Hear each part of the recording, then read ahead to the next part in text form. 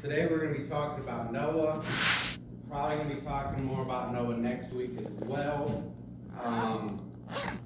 As promised, we're going to skip over the genealogies of chapter 5 and go right to chapter 6. We'll cover chapter 6 and 7 in study this morning. And then our lesson later will be, outside of that, we'll be talking about our judgment to come.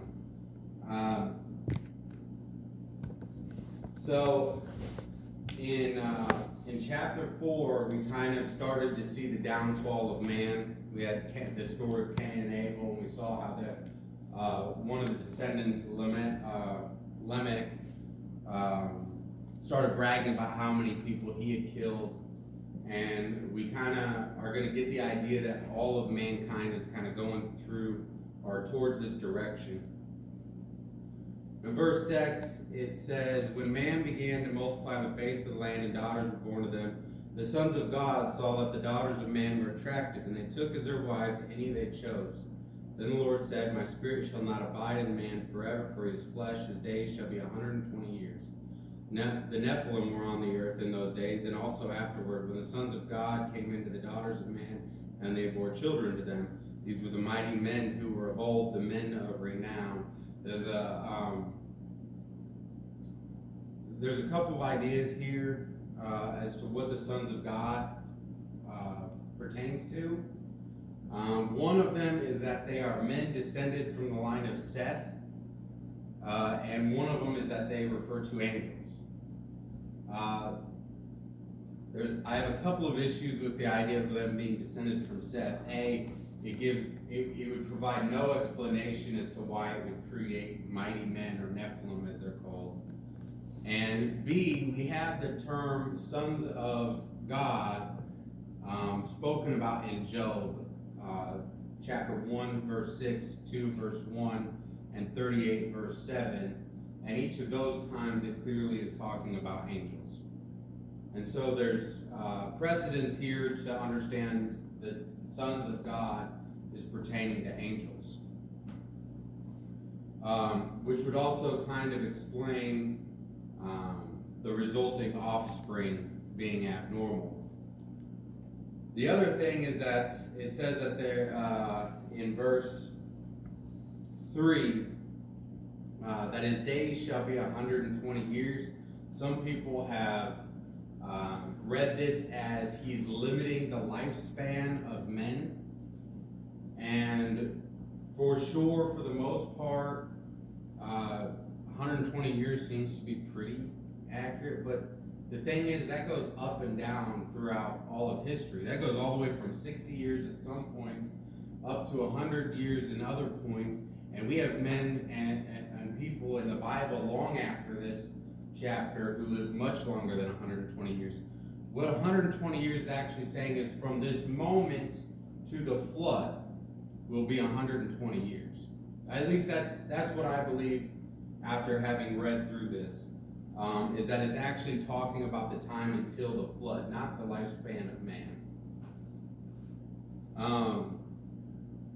It says in verse 5, "The Lord saw that the wickedness of man was great in the earth, and that every intention of the thoughts of his heart was only evil continually. And the Lord regretted that he had made man on the earth, and it grieved him to his heart. So the Lord said, I will blot out man whom I have created from the face of the land, man and animals and creeping things, and birds of the heaven, for I am sorry that I have made them. But Noah found favor in the eyes of the Lord." Now we'll get to Noah in a moment, but I want to point out this reaction from God. It's interesting that we note that God is omnipotent and omnipresent. So he knows all things. He knew what was going to happen long into the future and long into the past, right? So he knows about the plan of redemption and what's to come. So he knows that mankind for a part will be redeemed. And yet he still at this point regrets making man. For me, this kind of points to the idea that even though God knows that there will be a time when he's going to redeem mankind from their wickedness, this is showing us how much our sin grieves God. That in that moment, even in that moment, he can regret our very creation. It points to just how far it separates us from his presence. It says Noah found favor in the eyes of the Lord, and then it's going to go through in verse 9. It says, these are the generations of Noah. Noah was a righteous man, blameless in his generation. Noah walked with God, and Noah had 3 sons, Shem, Ham, and Japheth. Now, we often give credence to the continuing of the human race to Noah. And while Noah was definitely responsible for the salvation of the human race in this storyline, he's the one responsible for saving his family. It's going to be Shem, Ham, and Japheth who are given the responsibility of repopulating the earth, not Noah. And, in verse 11 it says, now the earth was corrupt in God's sight, and the earth was filled with violence, and God saw the earth, and behold, it was corrupt, for all flesh had corrupted their ways on the earth. And God said to Noah, I have determined to make an end of all flesh, for the earth is filled with violence through them. Behold, I will destroy them with the earth. Make yourself an ark of gopher wood, make rooms in the ark, and cover it inside and out with pitch. This is how you will make it. The length of the ark 300 cubits, its breadth 50 cubits, and its height 30 cubits. Make a roof for the ark and finish it to a cubit above. Set the door of the ark in its side. Make it with lower, second, and third decks. For behold, I will bring a flood of waters upon the earth to destroy all flesh, in which is the breath of life under heaven. Everything that is on the earth shall die. But I will establish my covenant with you, and you shall come into the ark, you, your sons, your wives, and your sons' wives with you. And of every living thing of all flesh you shall bring 2 of every sort into the ark to keep them alive with you. They shall be male and female. All of the birds according to their kinds, and of the animals according to their kinds, of every creeping thing on the ground according to its kind, 2 of every sort shall come to you to keep them alive. Also take with you every sort of food that is eaten and stored up. It shall serve as food for you and for them. Noah did this, he did all that God commanded him.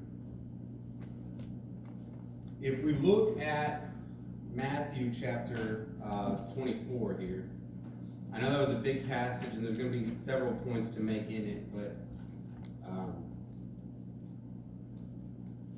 let's see, 24 verse 37. We're given a warning about the coming of Jesus Christ. It says, for as were the days of Noah, so will be the coming of the Son of Man. I'm convinced that this is talking about the intent of the thoughts of our hearts being evil.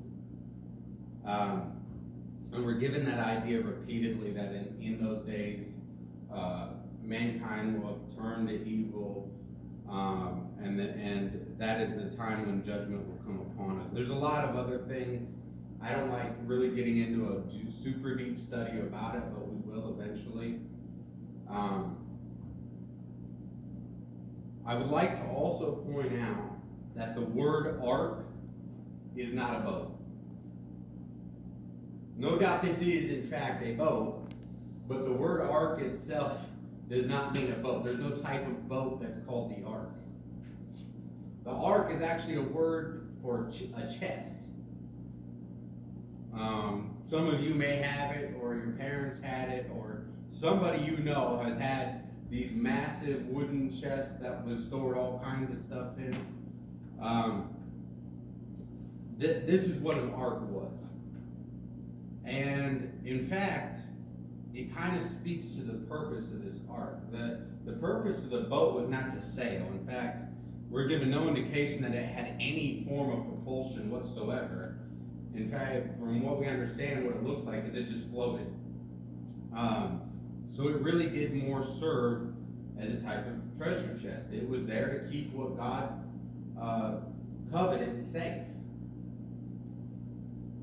There's a lot of talk about the size of it. We're given it in the form of cubits. A lot of arguments over what a cubit is. Generally speaking, though, it's believed that this boat was about the size of the Titanic. I mean, roughly speaking.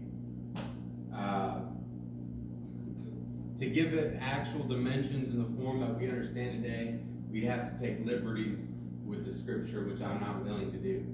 But understand this was a massive, massive boat. Now, I do want to point out in 2 Peter chapter 2, verse 5, we are told, Peter refers to Noah as a preacher of righteousness. Yet I'll point out that in the 600 years, roughly 600 years that Noah lived, the only people that he saved were himself and his 7 family members. It's interesting to note because I think that it says to us that whether or not people listen to us when we tell them about God, when we tell them about the coming judgment, whether they listen to us or not, it doesn't remove the responsibility of speaking on it. Just because people won't listen doesn't mean we don't have to tell them.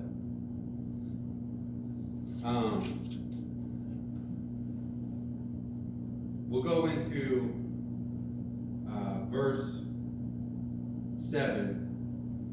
chapter 7. It says, "Then the Lord said to Noah, go into the ark, you and all your household, for I have seen that you are righteous before me in this generation.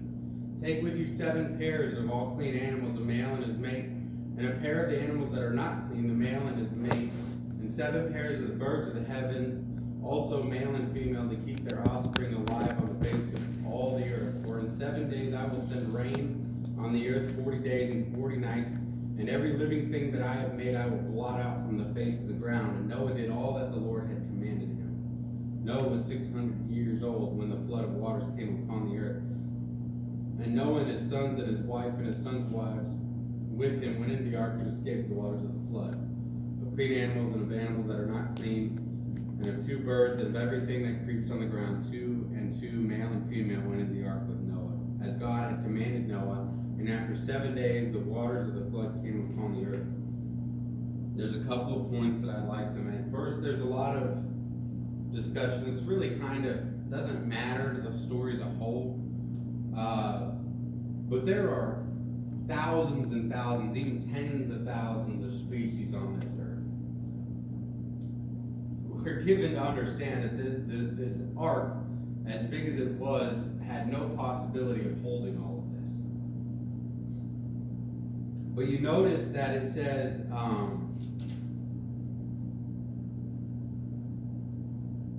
in chapter 6, when he's given instructions to this, in verse 20, it says, "Of the birds according to their kinds, and the animals according to their kinds." The understanding is that he's taking archetypes of each species. Okay, so he doesn't have a Komodo dragon, a crocodile, an alligator, 50,000 different kinds of lizards. He has a reptile. He doesn't have every kind of bird or every single species of bird. He has specific birds that will lend to the types. The idea is that God's going to create all the species from these archetypes after they're removed from the ark. Like I said, it's a discussion into the text. Does it really matter as to the moral of the story as a whole? Not really. But without actually discussing that at some point, you're going to run into a lot of questions of how this is possible. And so really all I'm doing here is discussing why this was possible. I also want to point out that there's something more humorous than anything that I found when discussing the animals going into the ark, being obedient. This we're not given to understand that this was some chaotic event. We're given to it appears from the text that this was very orderly. In Isaiah chapter 1,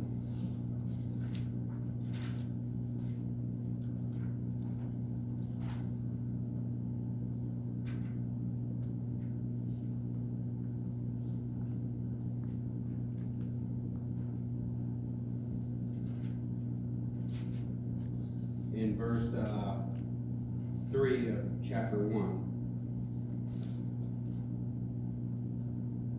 It says, "The ox knows its owner, and the donkey its master's crib, but Israel does not know, my people do not understand." I found it humorous because it kind of lends to the idea of as obedient as the animals are, and they are always knowing their master when he appears. We're given the same idea of the shepherd. When he's talking about the shepherd, the sheep will know his voice. And yet, constantly, we see that the most rebellious creature in creation is ourselves. That when God speaks, we're constantly questioning it. When God speaks, we doubt him. We doubt who's speaking. Mankind constantly turns away from the Lord that is set above them. And they're the only creature that's known for doing this. Now, we're going to, in chapter 8, which we'll discuss hopefully next week, we'll get into how the floods recede and what comes after the flood. But in general, it kind of depends on how you do the math, and I'm not going to go through the entire research for it, but it's believed that Noah was on the ark a total of about 360 days. Now it says year, but we have to understand that Hebrews actually used a lunar year. They're not using a year as we know it. Also, our year as we know it is generally accepted to be longer than it used to be. That goes into science and how the Earth's rotation is actually, or revolution is actually slowing down. Doesn't matter. They used a lunar year, and so it's believed that a year and about 10 days for Noah is about 360 days. 360 days, this man is on the ark. He's watching the waters flood. He's watching all of these animals. He's taking care of them. He's having to raise his family on this boat for almost what we would see as an entire year. He's stuck on this boat. Now, I think that when we look at our own trials in our lives, I think that we're going to see ourselves falling extremely short. You see, I'm a very impatient person, and I am spoiled by the gifts that God has given me. I'm used to not having to put a lot of effort into a lot of things. When it comes to schoolwork, I'm used to it just working out. Whether it's a test or whether it's homework, I'm used to it just making sense. I was born with a gift of reading. I was born with a very personable personality. I learned to speak very early, and I'm not bragging on myself. I'm explaining to you that everything in my life has come pretty easy to me. And so when it comes to something that I have to struggle through, I get extremely frustrated extremely quickly. I don't have a lot of patience with myself. And I don't have a lot of patience with God, unfortunately, either in those circumstances. When I'm going through trials that I'm struggling through, I have a tendency to grow angry very quickly.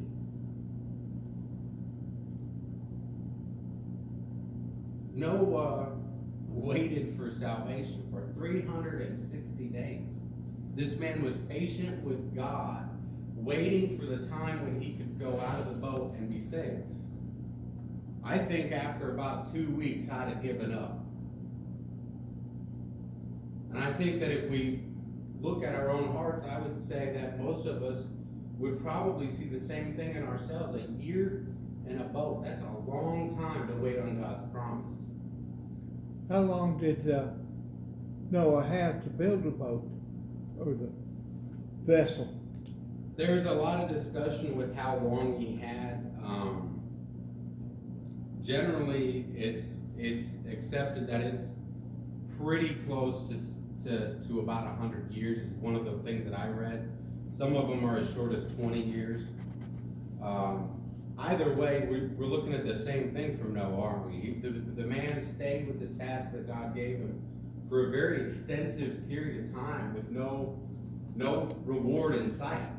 In fact, all he had to look forward to was a living nightmare. And I want to discuss that before we close out today with our Bible study is how we address this story. Now, I told you guys a couple weeks ago, or a couple months ago, I guess it's been now, that one of the things that I like to do with when I talk about Scripture is take these stories that we talk about as children and bring them into an adult context and discuss them with an adult mindset, because I think sometimes people stay in that childlike mindset when discussing these stories. And I think a lot of people have in their head the same story that we've told children in VBS and children's Bible studies, that this was some beautiful event of redemption.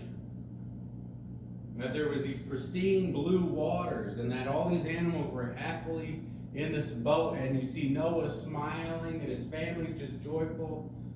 I want to paint a more realistic picture here, all right? That you have 8 people stuck on a boat with a bunch of animals. You think they didn't get frustrated with one another? We like to paint the waters as these pristine, clean blue waters. You know what happens to a person when they die, when they drown? They float. You had thousands and thousands and thousands of people floating in the water.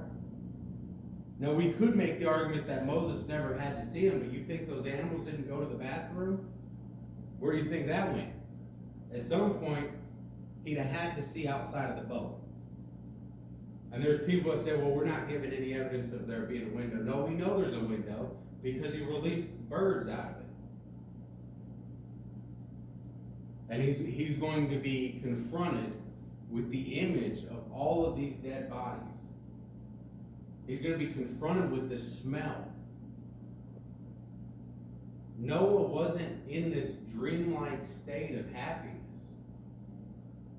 Noah's not experiencing this beautiful redemption of God. Noah is experiencing the wrath of God. Noah is experiencing judgment. The redemption will come later. That comes when Noah gets to leave the boat. And he sees how God is going to rebuild mankind. And he sees the beautiful lands that God has made available to him. That's the redemption part of the story. Right now, Noah is in the worst part of it. I think that in the coming judgment, we're going to be in much the same situation, waiting on God. I think that we're going to see the world grow to darkness before the Son of Man comes back. And there's a lot of people that would argue that that day is upon us, that the world's getting worse and worse and worse. And I hopefully will get to a study in Ecclesiastes soon, but I like to always remind people of Ecclesiastes whenever we talk about how bad the world has gotten. That Ecclesiastes, and we believe it's written by Solomon, the whole theme of that book is to tell us that what is has always been and will always be. There's nothing new under the sun. That mankind has always rebelled against God and will continue to do so. That the government and the people have always been against the followers of Christ and will continue to be against them. So while we talk about how far the government has fallen from Christianity, understand that when we look back at history, we have a tendency to look at it with nostalgia. All right, we have a tendency to idolize or idealize what has been written to us. The government has never truly been for Christ. Surely there's been laws that have enabled Christians to flourish at times. But Christians have always stood apart from society, have always stood apart from the world. It was true in the first century. It was true before that when it was the Jews that were God's chosen people. And it's true today. And more than likely, we're told that it's going to be true 100 years from now.